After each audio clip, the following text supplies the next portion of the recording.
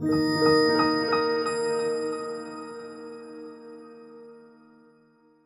to you all for joining us. Welcome to the Bay Area Book Festival's panel on Changing Landscapes of Motherhood and Mother Earth, Uncertainty and the Climate Crisis. My name's Maddie Oatman, and I'm a senior editor at Mother Jones, and I'll be your moderator. I'd like to kindly ask you to turn down the volume on your cell phones, or turn it off, I mean, and thanks so much. I also just want to take a minute to thank Mother Jones for helping make this event possible, and let you know that all 4 of these writers are going to be signing their books, and the books will be for sale at Books Inc., which is all the way on the other side, so look for the Books Inc. booth after this. Okay, so I have 4 really amazing panelists here with me today. I am going to have them introduce themselves. So they're going to tell you the title of their books and also tell us all about a time when climate change went from abstract to tangible. And I think we could just go in order. So, Jade. Hi, everyone.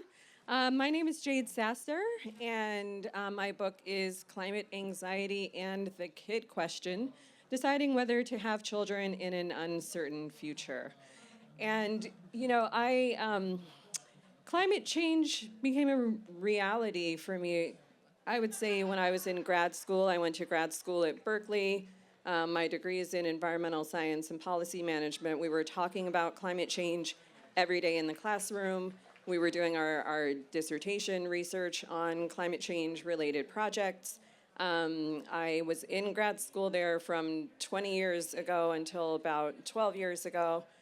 So we weren't in the moment that we are in now, where these catastrophic fires are happening constantly, and storm surges and floods happening constantly. But we were talking about it constantly, and it was very clear that this was not something that was coming in the future. It was something that we were already living with and needing to respond to right now. So that has been my perspective for some time.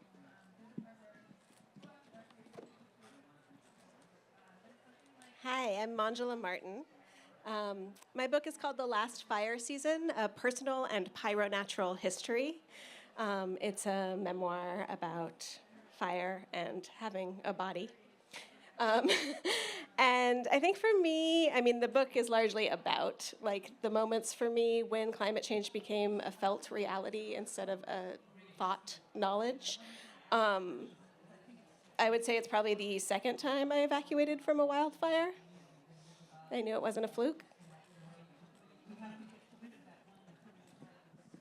Hi, I'm Rosanna Xia. I'm an environmental reporter at the Los Angeles Times, and I specialize in stories about the coast and ocean, and it is such an honor to be on this stage with so many incredible authors. And I wrote California Against the Sea, Visions for Our Vanishing Coastline, and I'm kind of still working on the elevator pitch about this book, but it's about sea level rise, yes. It's also about how climate change is forcing us to rethink how we live and interact with the shoreline. But I also think, I was just talking to a friend about this yesterday, I think this book is about power and privilege and our ability to share and to love and care for one another. And ultimately, it's an examination of our capacity for change. And,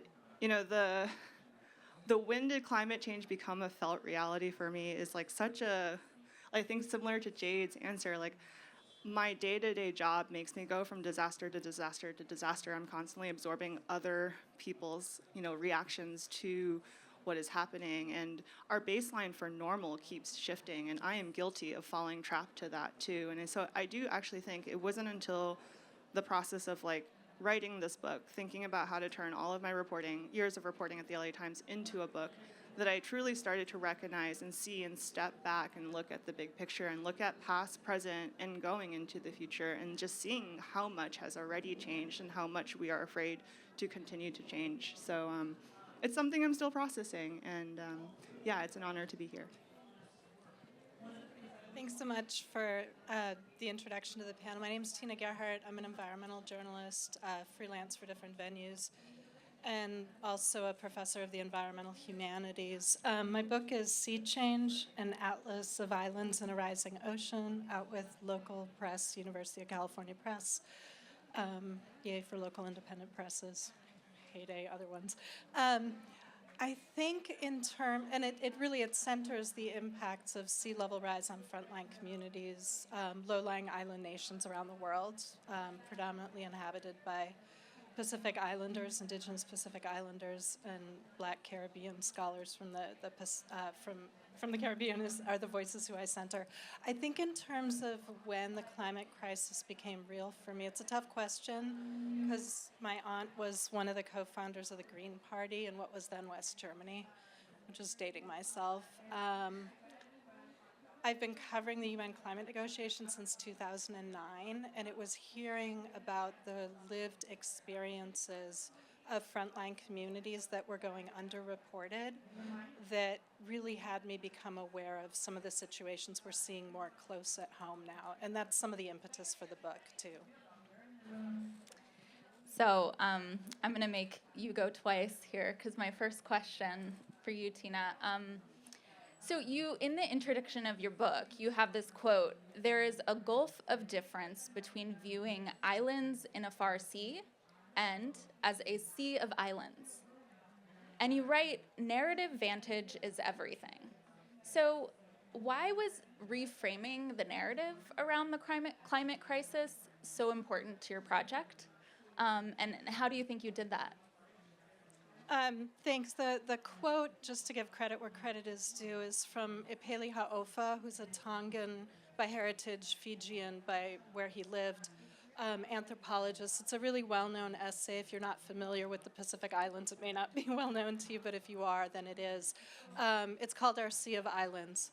And he's reframing the continental notion of islands as remote from the continent and remote from one another, and he's really trying to reconnect islands, connections that colonialism often rent asunder.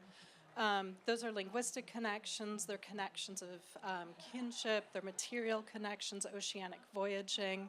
The Hokulea, the oceanic voyaging was in the bay a year ago, just to kind of retrace some of those oceanic navigational routes. But in terms of, Maddie, your question, reshifting the vantage point for my book meant centering the story from an islander's perspective. So I conducted hundreds of interviews. There's 49 different islands in the book. They're not all independent nation states, which gets into colonialism. But I really did hundreds of interviews for every single entry of the 49 entries with scientists, with local fisher folk, with NGO workers, and I also included poetry for every single entry by islanders.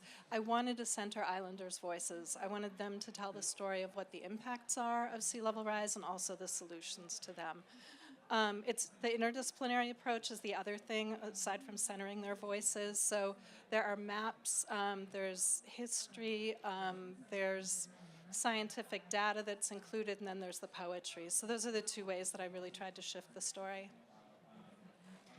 I'm going to kind of stick with this theme. And Manjula, so we've talked a little bit about how you were basically approaching your book as an exercise in writing about climate change in a way that breaks from this normal journalistic disaster narrative, and that can often be coded as masculine.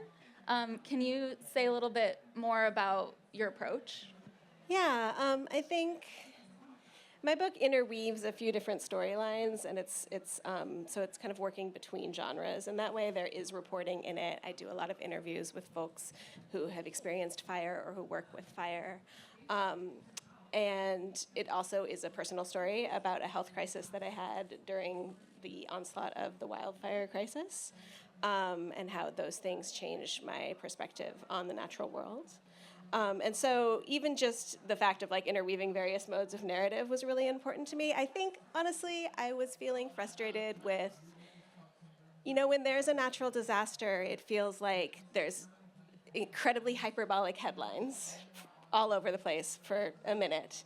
and then nothing. And I think I have some frustrations with some contemporary writing around climate change that is really focused on this sort of like intense, like almost like a thriller narrative, where it's like, there's something happens and then there's a hero and they have to triumph over badness and then it's okay and everything goes back to normal, because that's not actually what's happening and it's not how that works.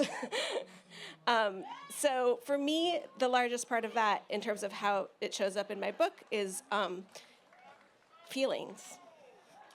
Like, it's a memoir for a reason. I could have easily written like a reported nonfiction book about wildfire in California, and many people are doing great work around that. But for me, it was really important to incorporate the body and the emotional experience of that as well. Jade, you, part of, I think, the reframing you do is around how the media has covered eco-anxiety.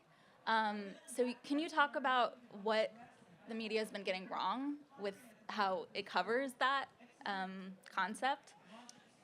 Yeah, so my book looks at the ways that young people in particular are experiencing shifting emotional and mental health experiences in response to climate change.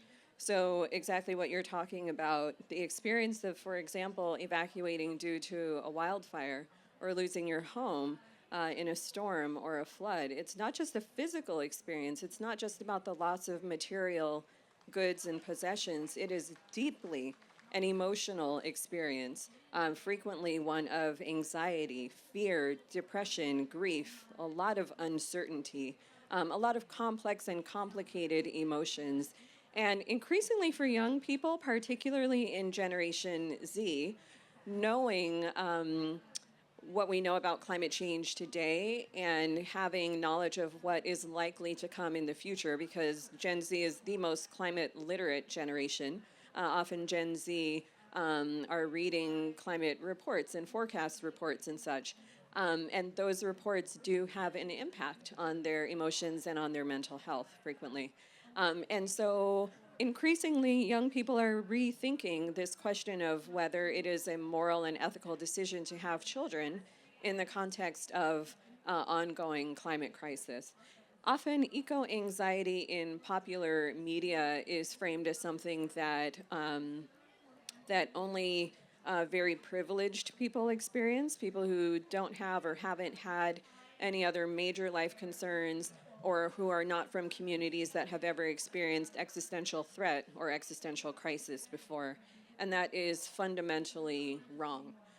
That portrayal excludes a lot of people, people of color, people from a variety of marginalized and oppressed communities who have been dealing with existential threat and existential crisis for generations, and for whom climate crisis is another layered threat and another compounding crisis on top of already existing conditions from racial violence, ongoing poverty, homophobia, transphobia, and so on and so forth. And so the book looks at the ways in which the research on environmental anxiety and climate emotions has been too limited, too narrow, too narrowly focused on one particular demographic, and that leaves so many people out of the discussion, including people whose climate emotions and climate mental health are really at crisis levels as well.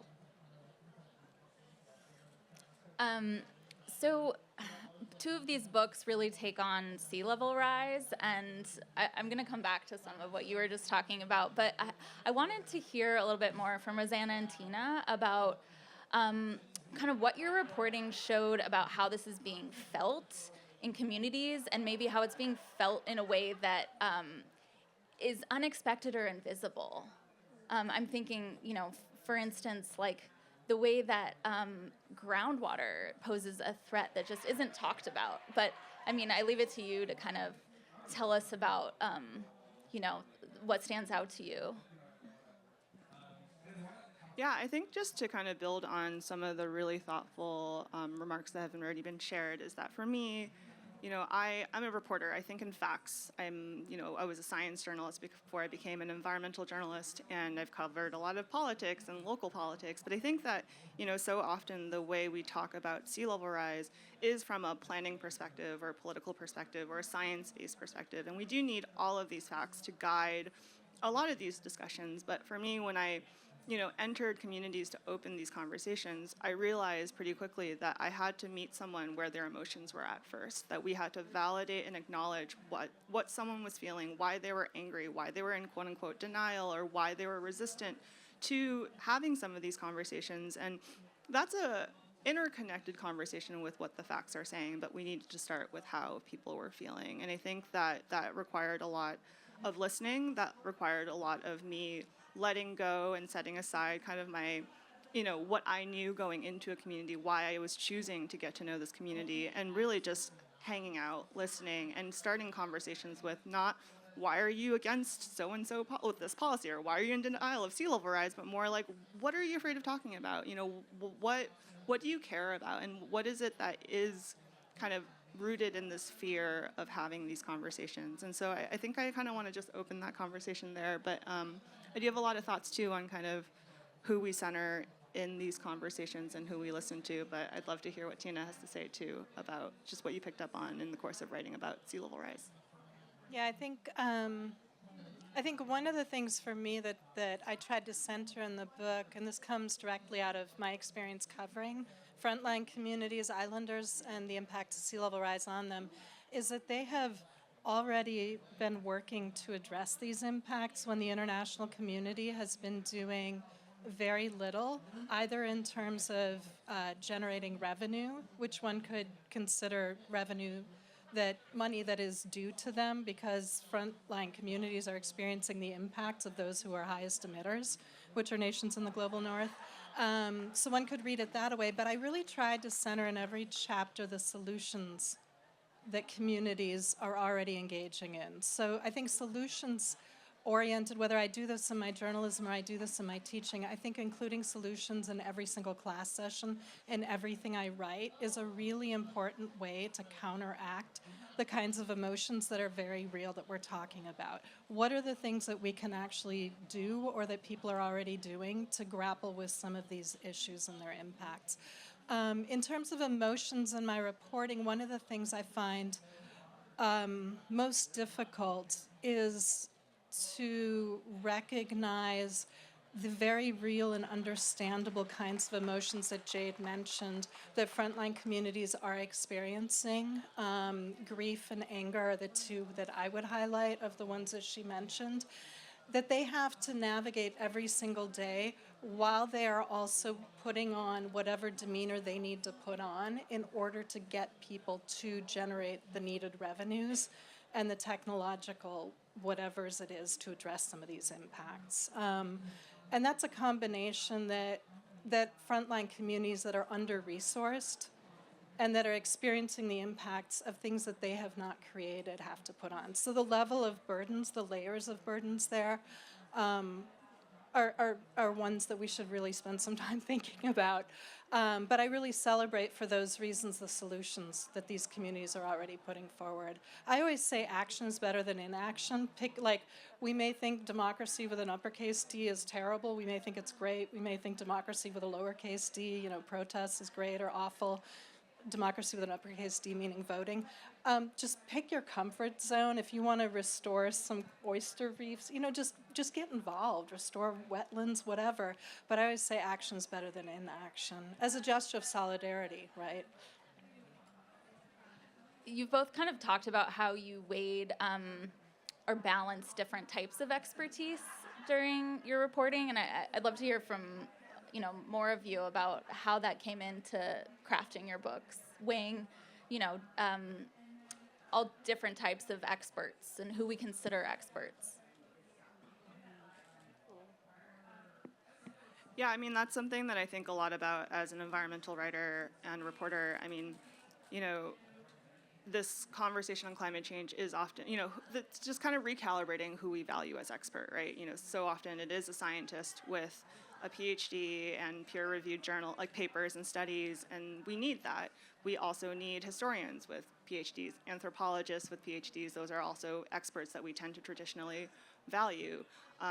In my world, like coastal planners and coastal engineers with engineering licenses. But where does indigenous knowledge fit in? Where do kind of the lived experiences of frontline communities live in? Where do the concerns of certain folks who don't have the data to back up what it is that they have generationally kind of shared within their community? And so I think it is, our jobs as writers and reporters and documentarians to kind of consider all these forms of knowledge and to think about, how we present it in a way that allows each of these forms of knowledge to shine and to enter the conversation in a way that is truly in conversation with each other. Because I think for me, it's like, take science and indigenous knowledge, for example. There is incredible movement and, progress in bringing indigenous perspectives into these conversations, but it's often still a 300-page report with 10 pages maybe of like the traditional like ecological knowledge section, and then you move on and go back to the Western science perspective. So for me, like, ultimately writing a book was about, examining all these forms of knowledge and having them be interconnected. And, I'm often thinking as a journalist, like, when I choose to quote someone, I give that person power. When I choose to tell someone's story, that gives that story power. And I think being able to collect all these forms of expertise is also an exercise in sharing power and redistributing power. And I think it's all, that is something that I take really seriously, and I think it really carries through in the spirit of all of your works as well. That's really well put, and I really noticed that about your book, Rosanna, is because it is a lot of, in some ways, like a lot of profiles of people and communities, but you could have gone in and written a book about sea level change across, the coast of California, just interviewing scientists in each place. And that's not at all what this book is. I mean, there's community leaders and historians and just all sorts of people. Do you want to just tell us about someone who comes to mind who you really loved? Yeah, thank you. So many, and I'll say too, and my wonderful editor from Heyday, Martina, is sitting in the front row right now, and she really pushed this book out of me because I was like, hell no, for so many years on writing a book. And I mean, first off, I would say that I really pushed back on the notion that this book needed to be in first person. That's, I think, the default, and that is the narrative anchor for so many books like this, where you follow someone on their journey as they go to all these different places. But I'm an old school journalist, and I cannot put myself front, and I want to listen to what other people have to say.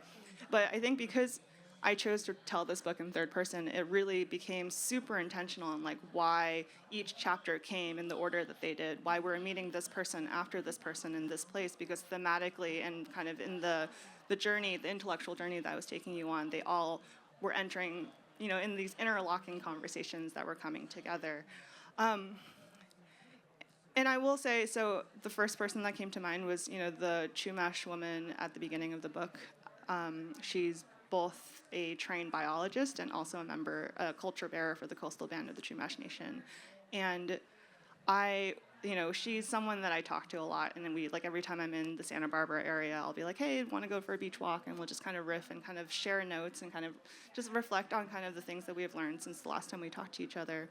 And she shared something with me, and I was like, oh my God, that is the beginning of the book. And I've known for so long that this would be the beginning of the book. And she kind of told me that ever since she was little, she grew up listening to the Rainbow Bridge story, which is one of the Chumash's oldest origin tales. And she was like, I've always thought too, and it's about this island that they were created on that, got way too crowded at some point, and so the people had to move. And, she was like, I think the story actually is the first oral record of sea level rise in what we know today as California.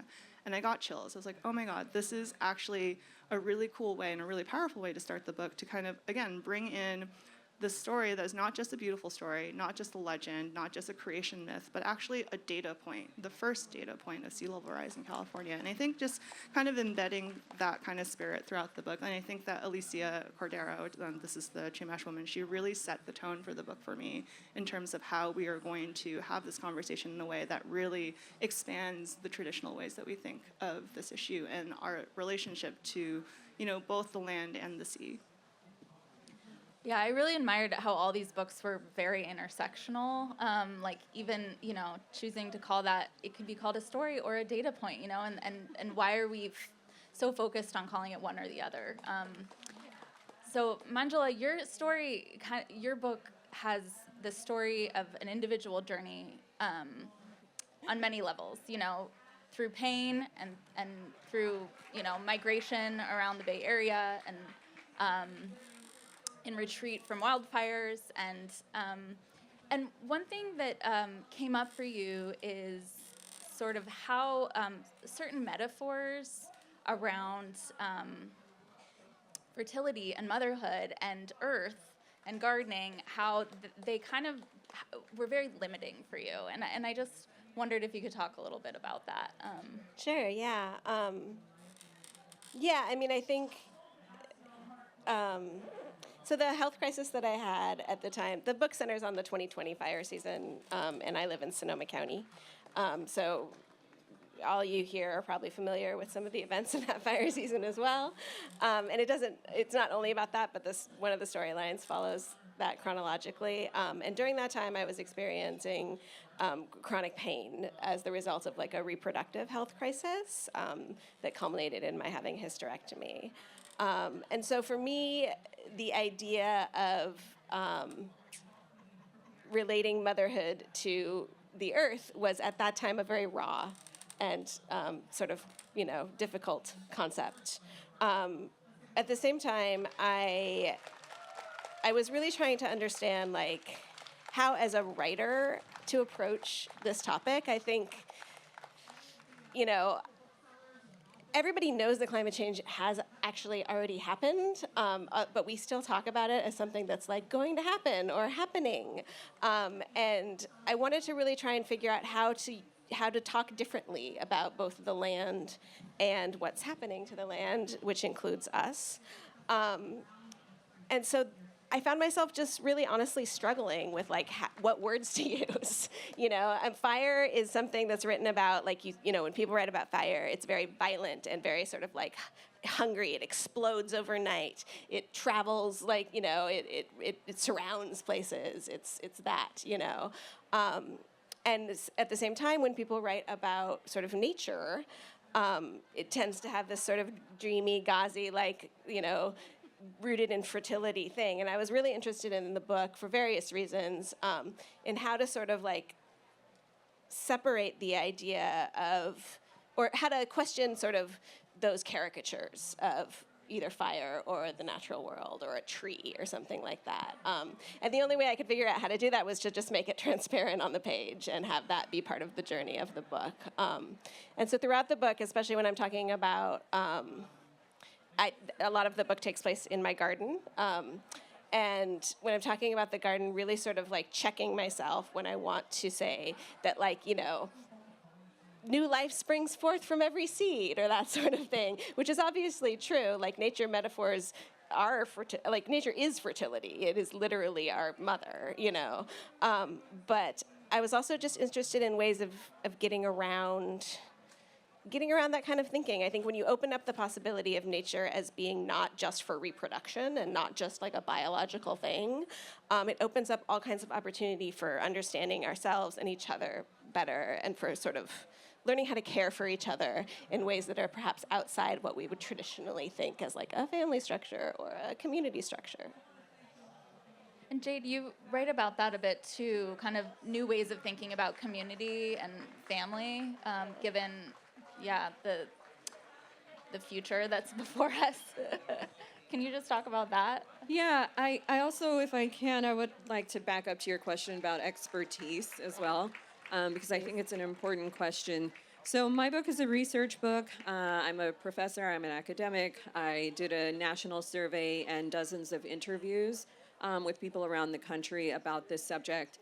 And I specifically and intentionally wanted to center people who are navigating their own reproductive questions, their own reproductive desires, reproductive crises, or reproductive acceptance in the face of climate change as the experts in this book.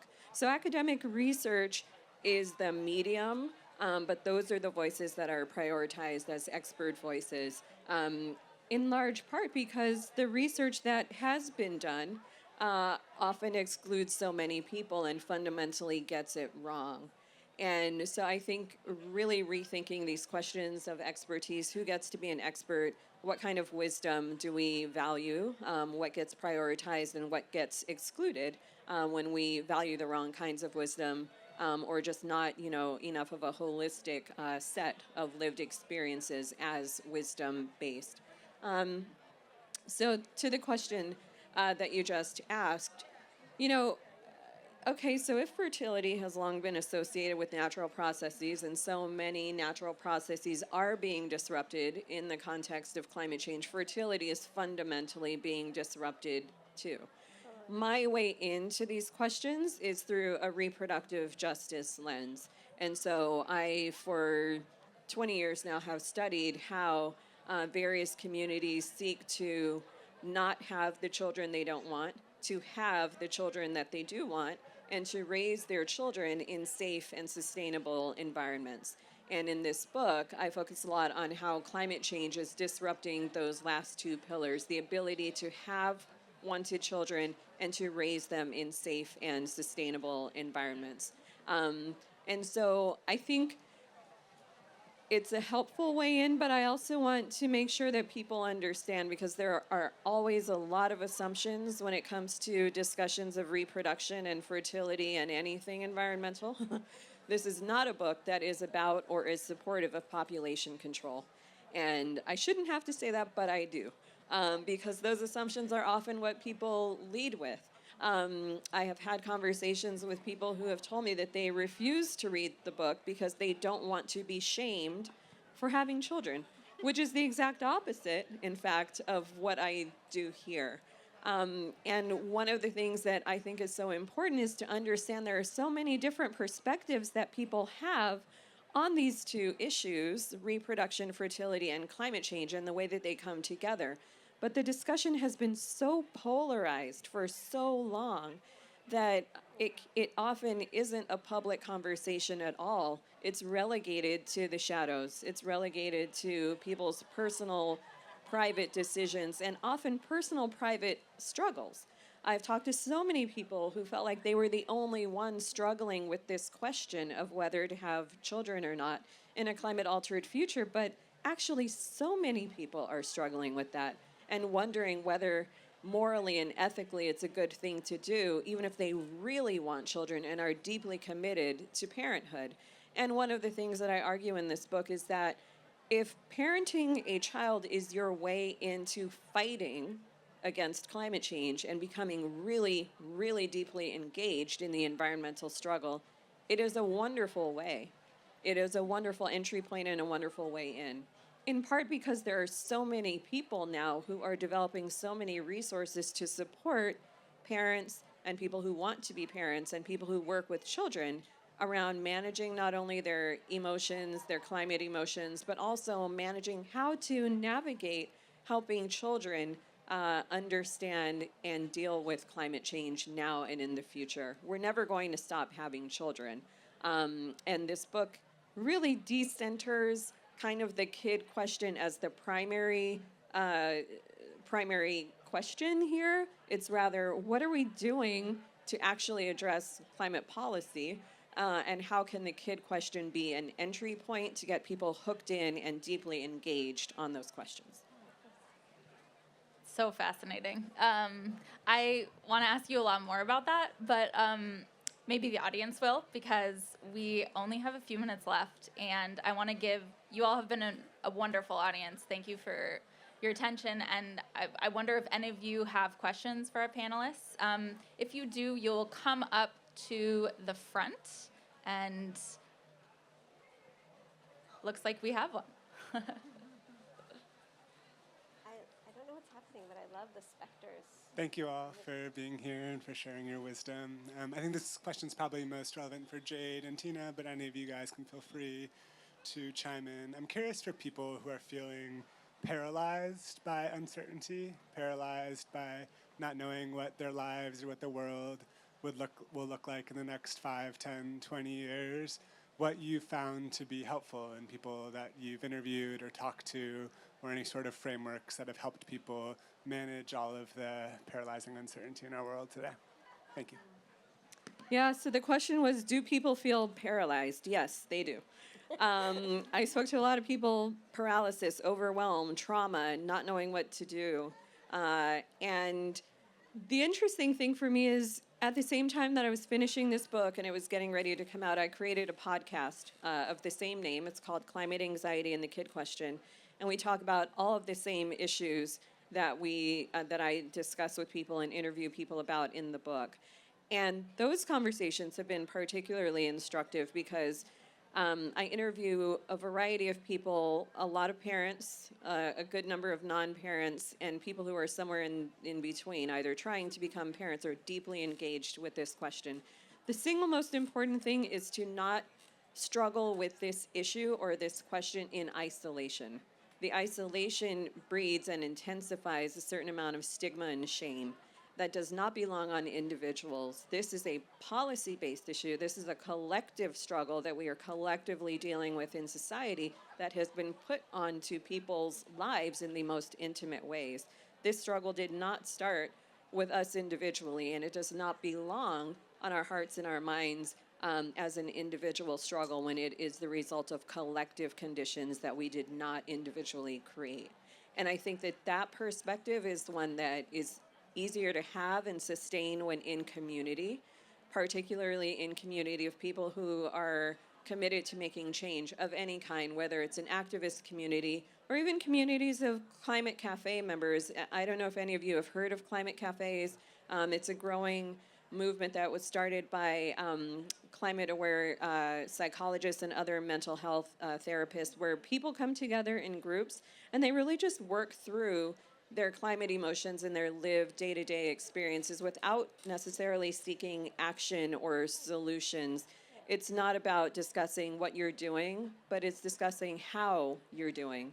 And those spaces have become really popular for a lot of people.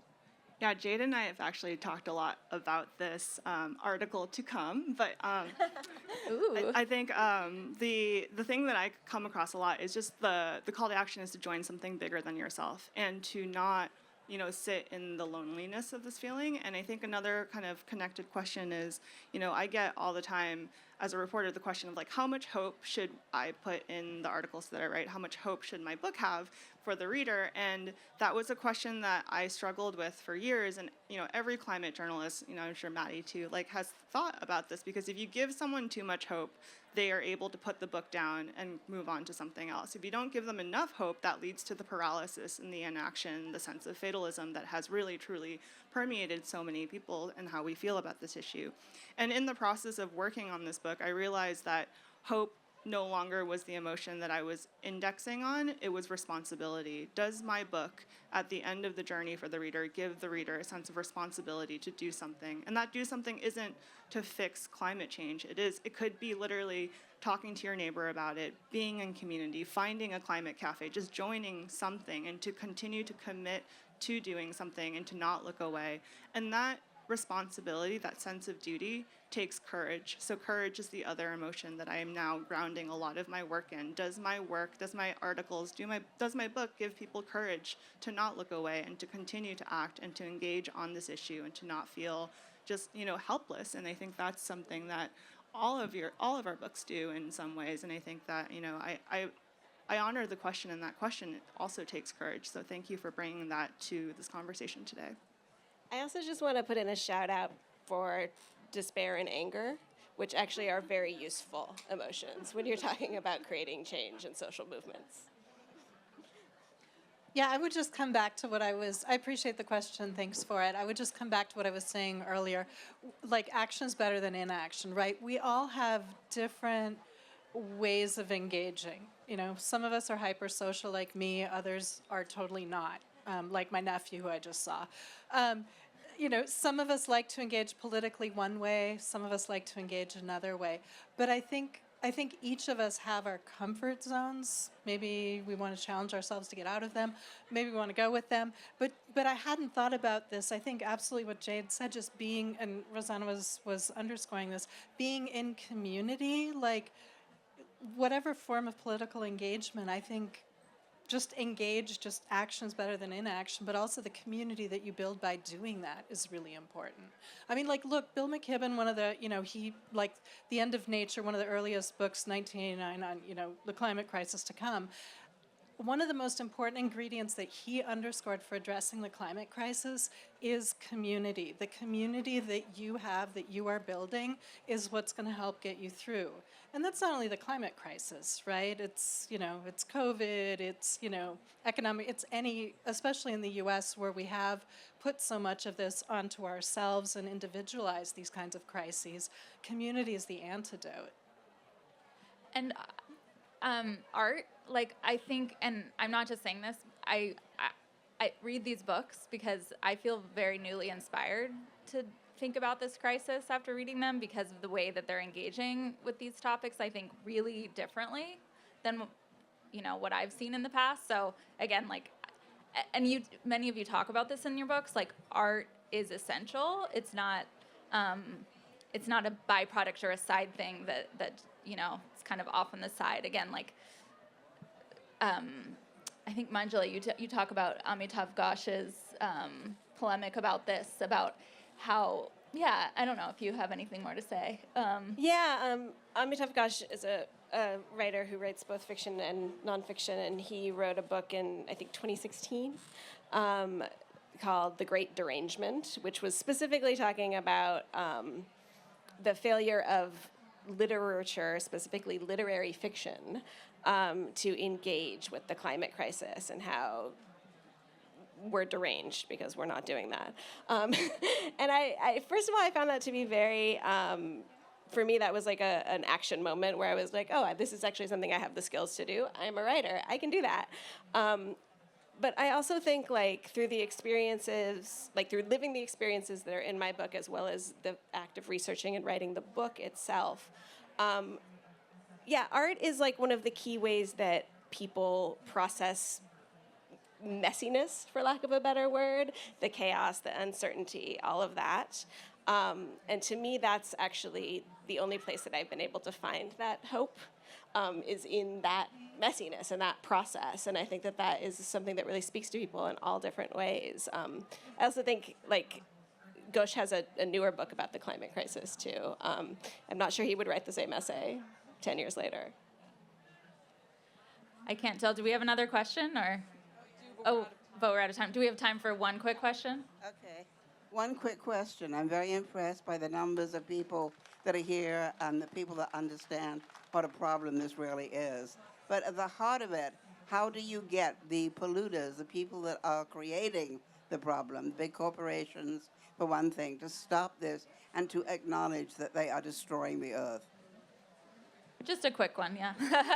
Can I give a really quick answer? I would say that Vermont's legislation, which was just passed on Thursday or Friday, is a good start. Do a quick Google search for it, because it seems like we're running against the clock. Just Vermont climate legislation. It makes polluters pay. Well, I would just add really quickly, one thing that young people have increasingly been doing is suing governments, both state and national governments in Europe and state governments in the US, in part drawing on the moral injury that they are experiencing as a result of climate change.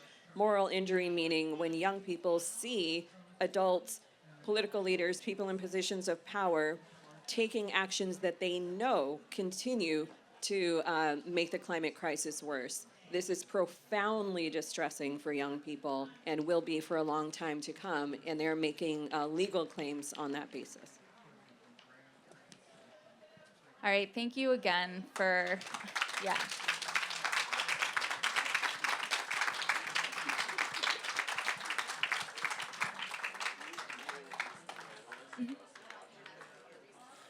Okay, so thank you again for coming to this panel. A reminder that all four of these authors are going to be signing their books at the Books Inc. booth, which is, I think, across the way is what I've been told. So Jade Sasser, Manjula Martin, Rosanna Xia, and Tina Gerhardt were our 4 panelists. Yes, please, another round of applause. Thank you all.